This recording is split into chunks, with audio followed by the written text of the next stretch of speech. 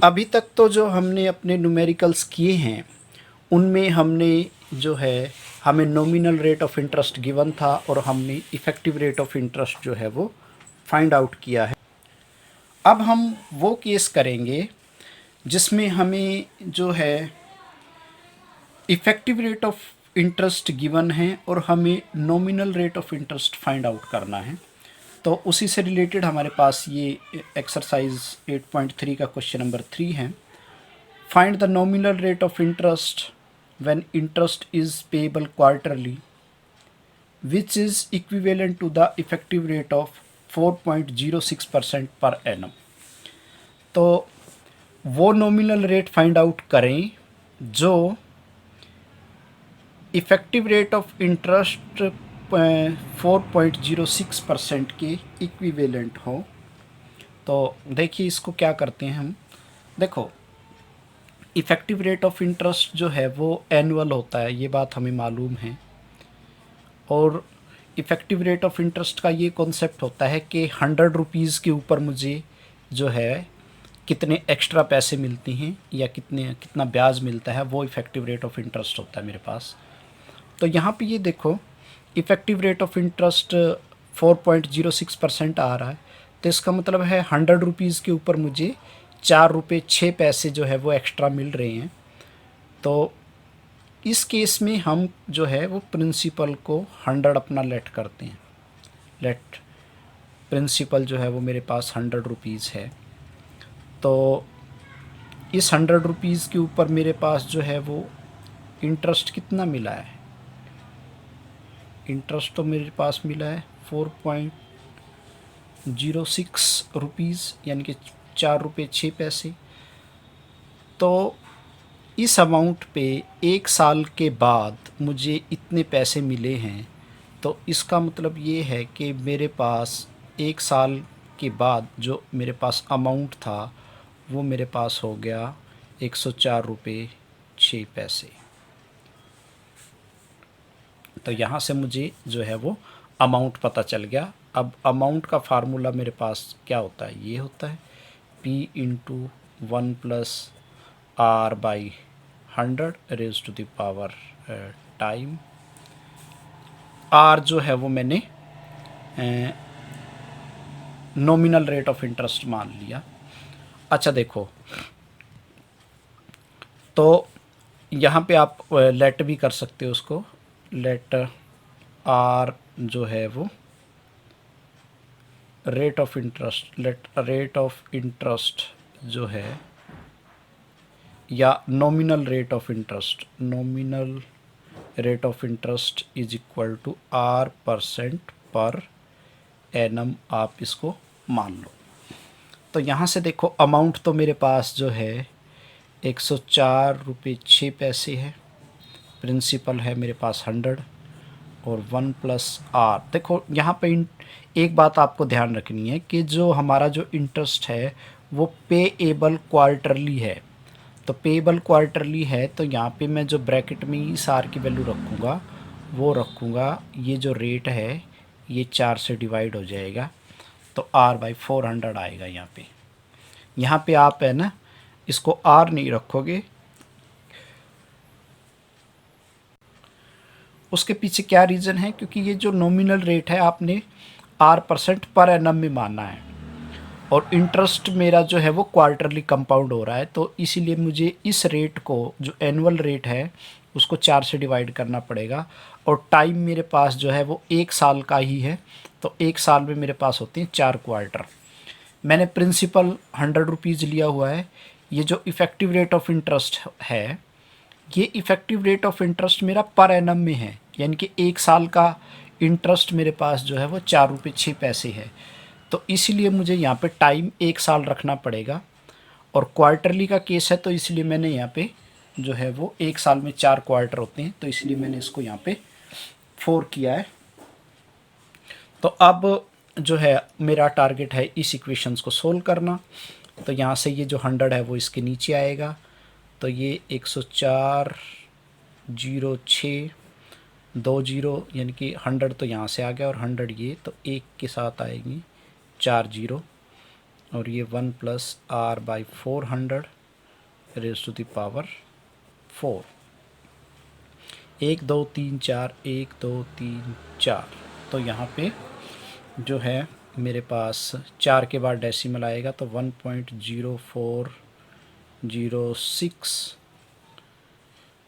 और is equal to 1 plus R by 400 raise to the power 4।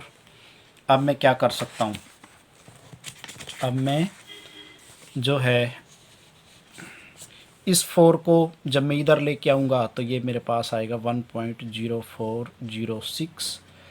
यहाँ पे ये इसकी पावर 1/4 हो जाएगा और 1 प्लस आर बाई 400। अब इस टर्म को मैं जो है वो लॉगरिथम की हेल्प से सोल्व करूँगा, तो इसको मैं सेपरेटली इस टर्म को सोल्व कर लेता हूँ। तो इसको t के बराबर मान लीजिए 1.0406 रेज टू द पावर 1/4। इसको तो मान लो सपोज करो t कह लो यहाँ से। तो जब लॉगरिथम लगाएंगे तो 1/4 लॉग ऑफ 1.04। देखो यहाँ पे 0 से फालतू है तो ये इस करके आप यहाँ पे 1 कर सकते हो। This is log of t।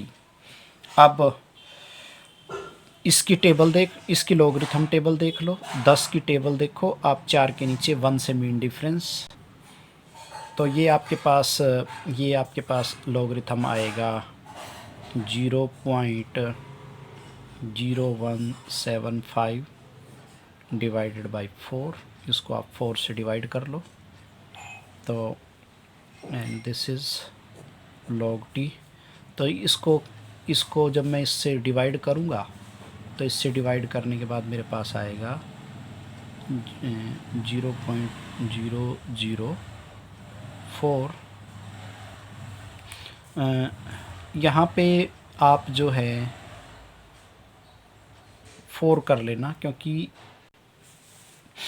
देखो जब मैं इसको डिवाइड करूँगा तो 0 ना जाने की 0, 4 चौके 16, यहाँ पे एक बचा, ये 15 हैं। तो ये अप्रोक्सीमेटली 4 के बराबर ही, 4 चौके 16, यहाँ पे वैसे 3 पॉइंट समथिंग समथिंग आएगा। तो उसके लिए फिर मैं यहाँ पे जो है इसको 4 के इक्विवेलेंट मान लूँगा। तो दिस इज़ लॉग टी।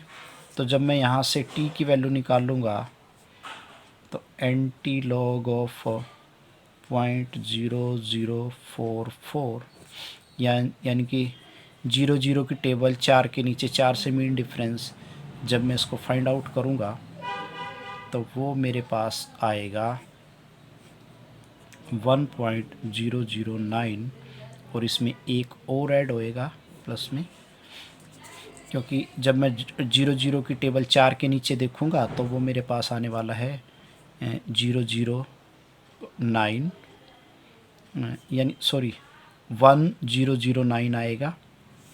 और इस पॉइंट से पहले 0 डिजिट है तो 0 में मैं एक ऐड करूँगा तो 1 के बाद डेसिमल लग जाएगा।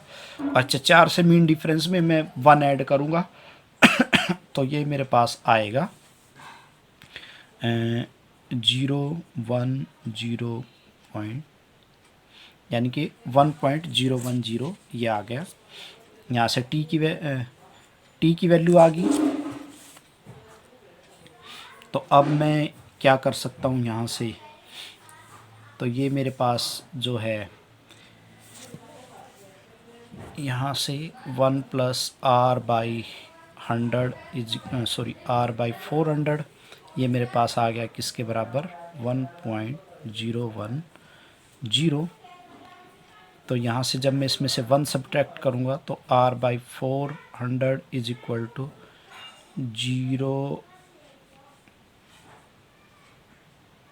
010, यानी कि 0.010। इसमें से 1 सब्ट्रैक्ट हो जाएगा तो 0.010 रह जाएगा। तो यहाँ से जब मैं r की वैल्यू निकालूँगा तो ये मेरे पास आएगा 10/1000 गुणा में 400। तो 0 ये कैंसिल आउट होगी, 1 ये कैंसिल आउट होगी, आर की वैल्यू आ गई 4। तो यहाँ से मेरे पास जो है वो नॉमिनल रेट ऑफ इंटरेस्ट जो है वो 4% पर एनम आ गया। ये हमारे पास इस क्वेश्चन का आंसर था। तो चलिए अब हम जो है एक और न्यूमेरिकल को हम सोल्व करते हैं। Find the nominal rate of interest when compounded continuously. अब कंपाउंडेड कॉन्टीन्यूसली के केस में हमें जो है वो नॉमिनल रेट फाइंड आउट करना है, which is equivalent to the effective rate of interest 6.2% per annum.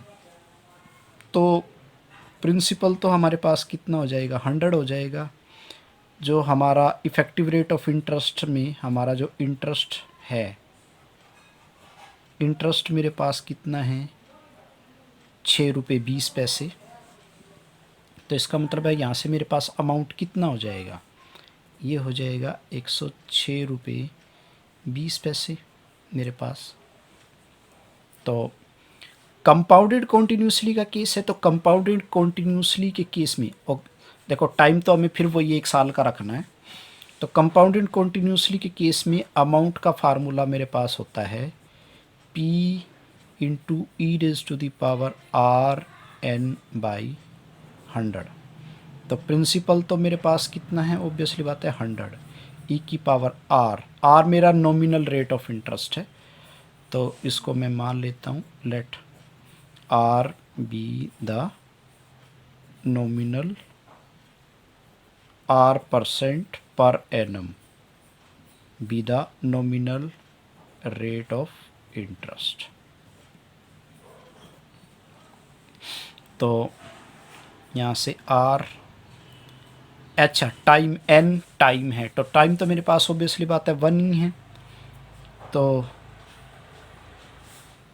R/100 आ गया यहाँ से मेरे पास जो है।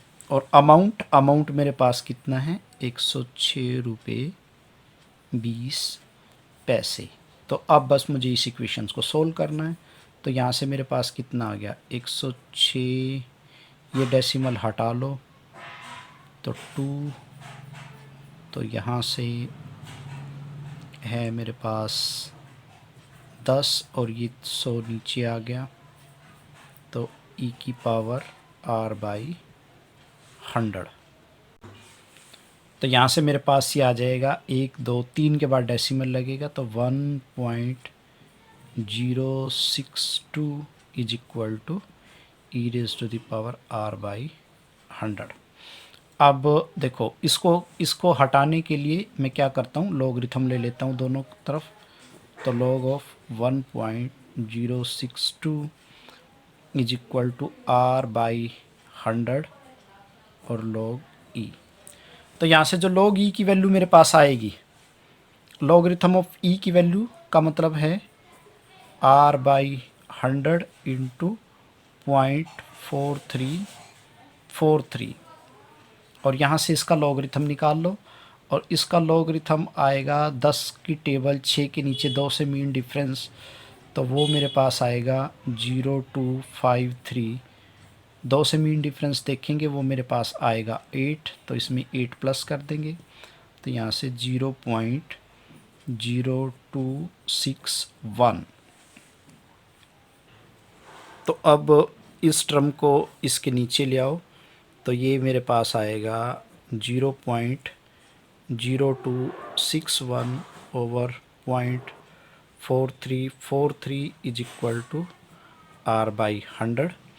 तो जब हम इस इक्वेशंस को सोल्व कर लेंगे तो यहाँ से जो है r की वैल्यू मेरे पास आएगी 6.009। तो यहाँ से इसका मतलब ये आपके पास आ गया, जो रेट ऑफ इंटरेस्ट आ गया वो 6% अप्रोक्सीमेटली आपका रेट ऑफ इंटरेस्ट आ गया, नॉमिनल रेट ऑफ इंटरेस्ट आ गया। तो ये हमारे पास जो है वो इस क्वेश्चन का आंसर था। तो अब हम जो है अपने एक नेक्स्ट न्यूमेरिकल को देखते हैं, which is better investment. Question number 4 है ये एक्सरसाइज 8.3 का, which is better investment 12% compounded quarterly और 12.2% कंपाउंडेड कॉन्टीन्यूसली। हमें ये देखना है कि हमारे लिए कौन सा बेटर इन्वेस्टमेंट है, 12% कंपाउंडेड क्वार्टरली वाला या 12.2% कंपाउंडेड कॉन्टीन्यूसली वाला। तो यहाँ पे जिस इन्वेस्टमेंट से हमें सबसे ज़्यादा पैसे मिलेंगे वही हमारे लिए बेटर इन्वेस्टमेंट है।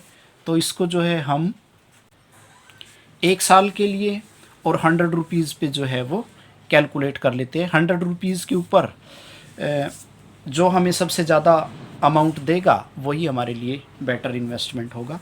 तो सबसे पहले कंपाउंडेड क्वार्टरली वाला केस कर लेते हैं हम हमारे पास। तो प्रिंसिपल तो मैं यहाँ पे 100 ले लेता हूँ। तो रेट मेरे पास जो है वो 12% पर एनम, और कंपाउंडेड क्वार्टरली के केस में तो ये मेरे पास कितना हो जाएगा। कंपाउंडेड क्वार्टरली के केस में तो मैं इसको 4 से डिवाइड करूँगा, तो 4 से डिवाइड करूँगा तो 3% पर क्वार्टर, 3% पर क्वार्टर। तो टाइम मेरे पास 1 ईयर इन मीन 4 क्वार्टर। तो इस केस में अमाउंट मेरे पास क्या बनने वाला है, principal into 1 plus R by 100 raise to the power time. Time है 4, तो ऑब्वियसली बात है 100 इंटू 1.03 की पावर 4। तो 1.03 की पावर 4 को इसको मैं सेपरेटली कैलकुलेट कर लेता हूँ। तो 1.03 की power 4 is equal to z। तो 4 log of 1.03 is equal to log z। तो 10 की टेबल को मैं अगर 3 के नीचे देखूं तो वो इस क्या आ रहा है, तो ये मेरे पास आ रहा है 0.0128। 4 से मैंने इसको मल्टीप्लाई कर दिया, दिस इज़ log z। तो जब मैं इसको 4 से मल्टीप्लाई करूँगा, 4 अठे 32, 12 चौके 48, 48 और 3 51, 12 चौके 48, 48 और 3 51, यानी कि 0.512 is equal to log z। और जब z की वैल्यू आएगी तो एंटी लॉग ऑफ 0.0512, इसका एंटी लॉग देख लेते हैं क्या आएगा। तो ये मेरे पास आएगा 11.25, 2 से मीन डिफरेंस प्लस 1 हो जाएगा, तो ये आ गया 11.26। ओके, यहाँ पे पॉइंट से पहले 0 है तो ये z की वैल्यू यहाँ पे डेसिमल लग जाएगा 1.126। तो अमाउंट मेरे पास आएगा 100 मल्टीप्लाई बाई 1.126 मीन्स 112 रुपये 6 पैसे 60 पैसे। ये मेरे पास अमाउंट आ गया पहले वाले केस में, कंपाउंडेड क्वार्टरली के केस में। अब कंपाउंडेड कॉन्टीन्यूसली के केस में हम अमाउंट देख लेते हैं। तो अमाउंट उस केस में मेरे पास जो है वो आएगा 100 e की पावर r। मेरे पास इस केस में आएगा 12.2, और टाइम तो ऑब्वियसली बात है मेरे पास 1 ईयर है, डिवाइडेड बाई 100। तो यहाँ से मेरे पास आ गया 100 e की पावर 0.122। तो 3 के बाद डेसिमल लगेगा, तो ये e की पावर 0.122। अब मैं जो है इसको हैंडल कर लेता हूँ। e की power 0.122 is equal to suppose करो t1। तो यहाँ से मेरे पास जब मैं लॉगरिथम अप्लाई करूँगा 0.122 log e is equal to log t1। log e की value 0.122 into 0.4343 is equal to log t1। जब इन दोनों की हम मल्टीप्लाई कर देंगे, इन दोनों की मल्टीप्लाई करने के बाद मेरे पास देखो क्या आएगा, तो इसको मैं लिख सकता हूँ 122 गुणा में 4343, यहाँ से 3 जीरो और यहाँ से 1 2 3 4 4 जीरो, 1 2 3 4। तो यहाँ से जब मैं इसको मल्टीप्लाई करूँगा तो ये मेरे पास आएगा 529,846 अपॉन, एक के साथ है 3 और 4 7 जीरो, 2 3 4 5 6, 3 और 3 6 और एक 7 जीरो। तो 1 2 3 4 5 6 7 के बाद डेसिमल लगेगा। तो 7 के बाद जब डेसिमल लगेगा तो ये आएगा 0.0529846 is equal to log T1। तो ऑब्वियसली बात है जब मैं एंटी लॉग निकालूँगा 0.05, देखो यहाँ पे फिर मैं क्या करूँगा, यहाँ पे मैं जो है ये 8 जो है वो इसमें ऐड कर दूँगा, तो यहाँ पे हो जाएगा 10 और एक यहाँ ऐड हो जाएगा तो 0.530, ये कुछ ऐसा आ जाएगा T1। तो यहाँ से मैं जो है 0.05 की टेबल को जब 3 के नीचे देखूँगा तो वो मेरे पास आएगा जो है 1130। तो यानी कि इस एंटीलॉग की वैल्यू हो जाएगी 1.130। This is T1। तो अमाउंट मेरे पास इस केस में क्या बनेगा, 100 इंटू 1.130, इट मीन्स 113 रुपये। तो ऑब्वियसली बात है सेकंड इन्वेस्टमेंट इज़ बेटर, क्योंकि पहले इन्वेस्टमेंट से तो कंपाउंडेड क्वार्टरली के से तो मुझे क्या मिल रहा था, 112 रुपये 60 पैसे मिल रहे थे, ठीक है, 12% की दर से। और यहाँ पे मेरा रेट ऑफ इंटरेस्ट भी ज़्यादा था, 12.2% कंपाउंडेड कॉन्टिन्यूसली से। यहाँ से मुझे जो है वो 113 रुपये मिल रहे हैं। तो सेकंड इन्वेस्टमेंट इज़ बेटर। तो यही हमारे पास इस क्वेश्चन का आंसर था।